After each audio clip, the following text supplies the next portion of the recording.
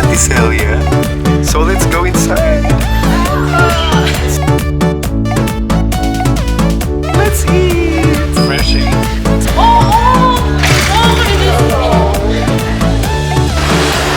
Hanggang sa muli.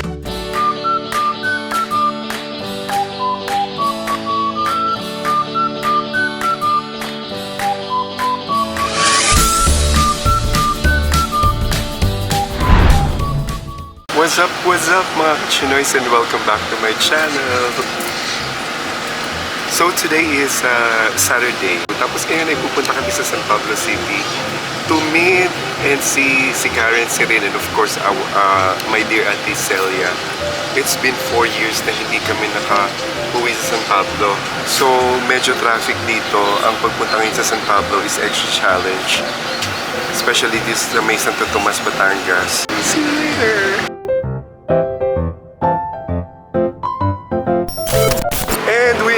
San Pablo. Ayan, so yung mga bus daw hindi na pumapasok ng terminal. Bumaba na kami rito pero walking distance lang.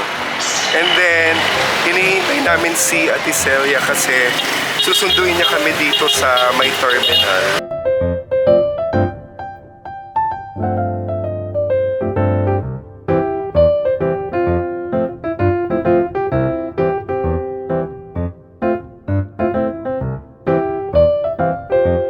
Hello guys! And we are here finally with my dearest Ate Celia. Hi! After rin to, 4 years. Grabe. Mga 4 years yun, yung nasa Sulyap pa kami before.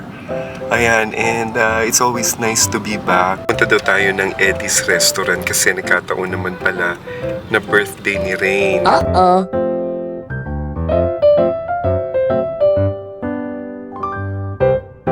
So, ito na yung welcome to Uncle Eddie's. So, dito daw mag-celebrate ng birthday si Ray. Wow! Italian. Italian. Surprise! Happy birthday! Blessed sa lolo. Ay, nakuha ko hindi blessed. Happy birthday! Oh my God! Kamusta ka na? O yan, mag-hi ka naman. Hi! Ganda ni Karen, ano? Grabe. Kakaiba. Rain, how old are you? 15 po. 15? Wow. Ikaw, Karen, ilan taong ka na ngayon? 27. 27. Ayan, si Karen, 27 na siya. So once again, happy birthday, Rain. Stay beautiful as you are. Hello guys! Ayan, nandito kami sa Dang's restaurant na to, pangmasa to dito sa San Pablo. But anyway, kasi hindi ko nagustuhan kanina yung pagkain doon talaga, so I have to return it. Medyo high blood ako pero mabait si chef, which is also the owner. At nag-usap kami, binigyan ako ng gift certificate. So anyway, ako lang yung kakain dito, sasamahan nila ako. So let's go dahil na-miss ko yung kulawo and other local delicacy ng San Pablo City. Come on! Guys, this was our 3rd time na kumain dito sa Dang's, and promise talagang napakasarap ng kanilang mga ulam sa abot kayang halaga. Kaya naman binabalik-balikan. Wow! So ayan na guys. Fortunately, wala pa rin yung tawag dito, makasaysayang kulawo ng San Pablo, Laguna. Pero meron yung inihaw na tilapia. Wow! Mukha ka raw kasing gutom. Kunwari, at saka meron yung tinatawag na yung binayong hipon na to. Ito, natatandaan ko to. So, let's eat! Ang sarap.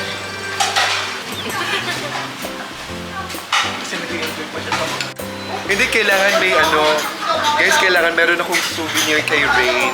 Kasi, baka for the record, itong time na to nag-uusap, siguro 5 years from now, pwede siya maging representative ng Miss Universe or Binibining Pilipinas. So ako yung mauuna, di ba? Meron ako unang souvenir sa kanila. Hello guys, so nandito kami sa Acacia Cafe na pag-aari nila Ate Rosel. So surprisingly wala siya dito, pero tinawagan siya ng anak niya si Art. And agad-agad pumunta siya rito, so hinihintay ko now. Parating na siya, so let's see her reaction pag nakita kami. Grabe, after decades. Welcome to Acacia Bistro and Cafe. Acacia Cafe is conveniently located here at Barangay Alaminos. 4001 Laguna. So when you're craving for sumptuous food and drink, go na kayo dito sa Acacia Bistro and Cafe. Susunod, ikaw naman kasi pumunta rin. Oo, January next week. Pinag-usapan nila. Ayan guys, nako, I am so happy. Are you happy? Yes. Ayan, oo, finally nakita namin si aking Ate Racel, my long lost Ate Racel. Ayan. Masarap ba yung coffee? Yeah. Ate, masarap ang kape. Hindi siya nakapagkape. Hindi siya nako. Oo, mga anti-caffeine. Baka isipin mo galing ako sa China kasi anong dala ko? Hopia. Ang bitin hopia. O, di kasi ka na dito, ha? You know, the important with us is I see you alive and I'm alive. Oo. Huwag mong isipin yung mga pasalubong. Ano na ang ating ano yan? Oh, ng culture. Culture. Then Culture. Copy ano? Ikaw na bahala. Bahala sa kanya. So guys, bye-bye for now with my Ate Racel. Yeah. And we'll see again para more banding namin. Yeah. Bye, We're ate. going to expect that. Next year. Of course. Bye-bye. Guys, hulaan nyo kung anong hinahanap namin. Naghahanap kami ng kulawo. Yeah, sabi namin Sabado ngayon, so baka extended yung tindahan ng ano tawag? Ng night market. Night market.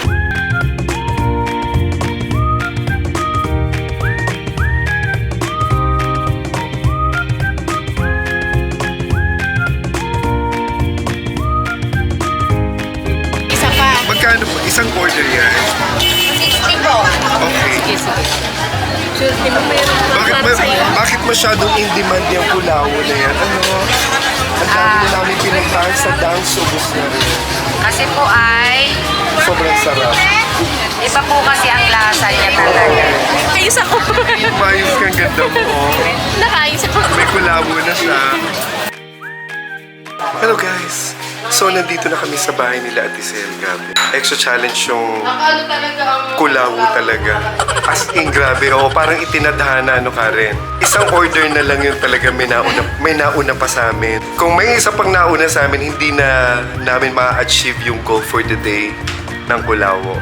So, yung last order ay sa amin for 60 pesos. Rain, what are you eating? Jollibee. Meron tayong mangga. My God, my favorite. And then, yung nakatan na saging na wala nito sa Canada. And then si Karen ay busy nagluluto. Ayan guys, grabe. Parang saktong-sakto naman talaga. Andito yung paborito kong hinog na mangga.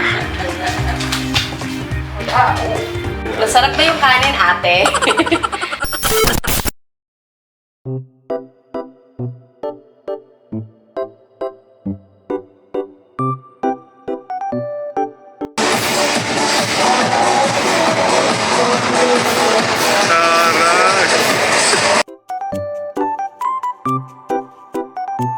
Sarap! What's up mga kachinoys? Welcome back.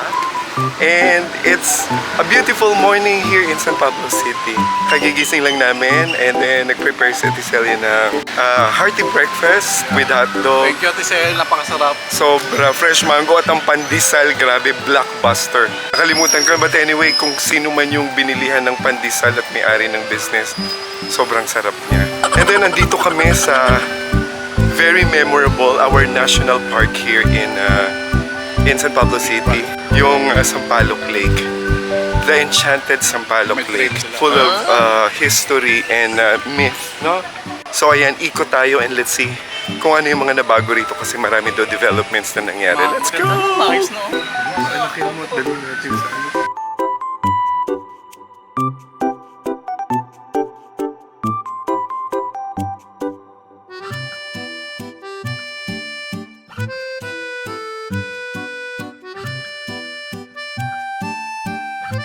So, here are the few changes, guys. Ito yung hagdan na since nung mga bata kami, ayan, yung matarik na yan. Actually, before wala pa yung hagdan, no, parang mga few years back or a decade ago, no, nilagyan siya ng parang kinavite at ginawang hagdanan na siya formally.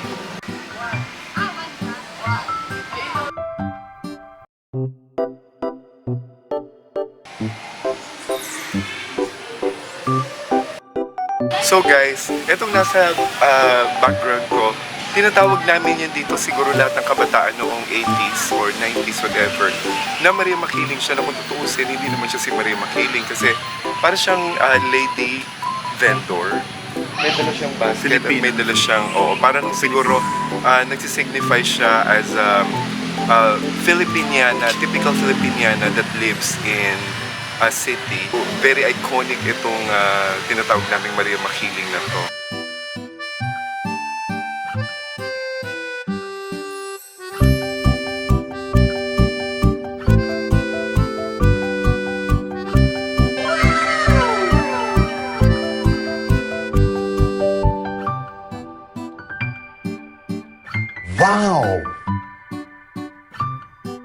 Or nandito na ako mismo sa another iconic part of Sampaloc Lake, which is the Grand Stairs. Ayan, going up dyan sa city from the lake. Ayan, so grabe, sobrang hangin dito, tas buhay pa yung puno ng mangga na yan, na sobrang hitik ang bunga niyan during summer.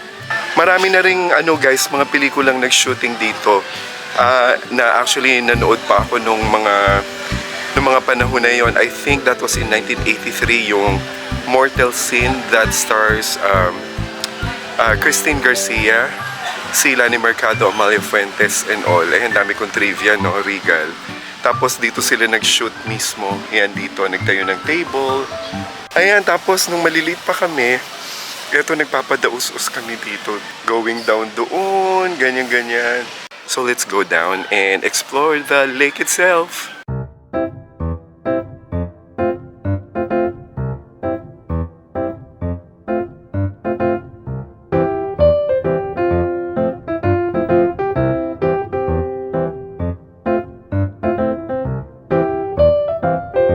So ayan guys, yung nasa background namin, no, ito na yung pinakang walkway na sobrang laking development.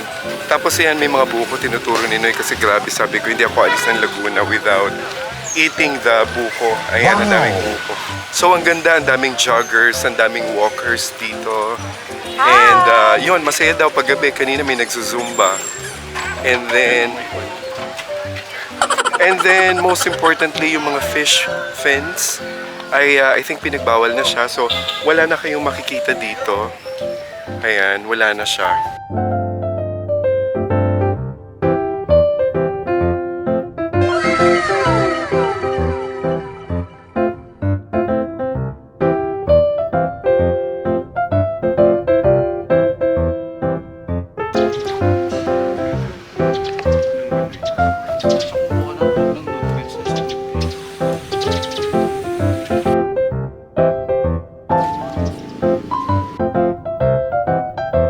And then, just to give you a little trivia guys, why Sampaloc Lake is considered mysterious is because marami na nag-attempt dito ng mga local and even foreigner professional divers. Kasi sabi nila, it's too impossible na hindi masukat ang lalim nitong Sampaloc Lake, no? And then, yung the last time na may sumukat dito, I think were from the late 1990s. And then, hindi na sila lumutang. And the body were not recovered anymore. Sila, so marami. Yeah, oo, ilang mga divers yun na nag-attempt. I mean, of different, different occasions. Tapos ayun, so doon nila nalaman na talagang parang totoo na Sampaloc Lake is really full of enchantment. It's mysterious. Walang nakapagsukat ng lalim nito. Dito sa Sampaloc Lake before, marami rito mga restaurant na may mga tilapia ang specialty nila. So the best tilapia were actually really coming from San Pablo City. Wow!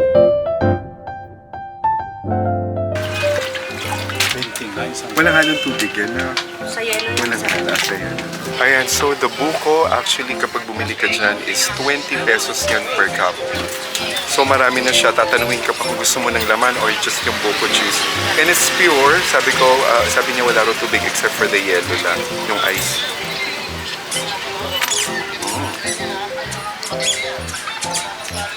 Hindi siya matamis na matamis pero alam mo na talagang fresh buko siya. Well, depende kasi sa buko, di ba? Meron talaga minsan matamis, may matabang. Refreshing.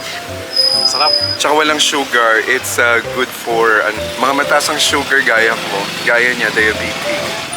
And syempre, before leaving San Pablo City, kailangan puntahan natin ang aming magandang simbahan dito sa San Pablo. Ayan. Look at that house. My God, I remember that. Kapitbahay namin yun. It's Sunday, kaya ang daming taong nagsisimba. Pero we'll just go and visit the church.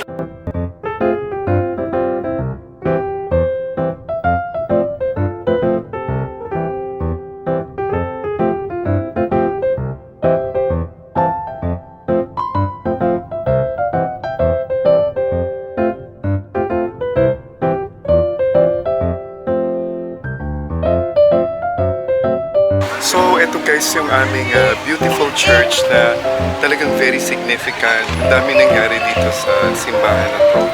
And of course, yung aking baptismal ay dito rin ginanap. Bininagan ako. Si ate hindi ko lang sure.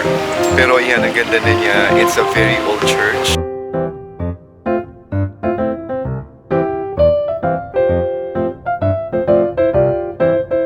So, ayan guys, kami ay nakapunta na sa church. And then, dadalaw lang kami sa puntod nila mama sa cemetery. Ayan, so magtirik lang tayo ng kandila and magdasal ng konti.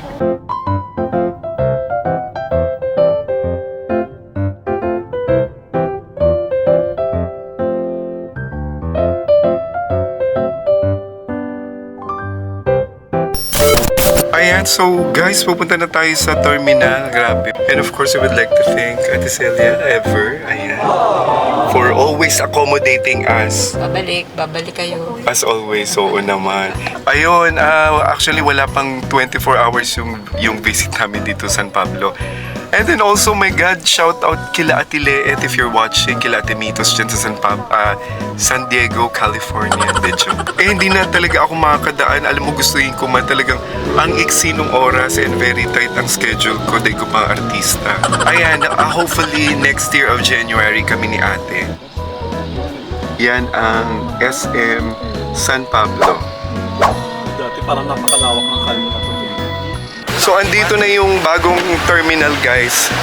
Ate, hanggang sa muli. Naku, I am going to miss you as always naman. Ayan. Grabe, oo. Ate, you always take care, ha? And, of course, next year, babawi kami talaga. O sige na, ate, hindi na kami magtatayo. Bye-bye. Okay, ate. Bye-bye. Bye.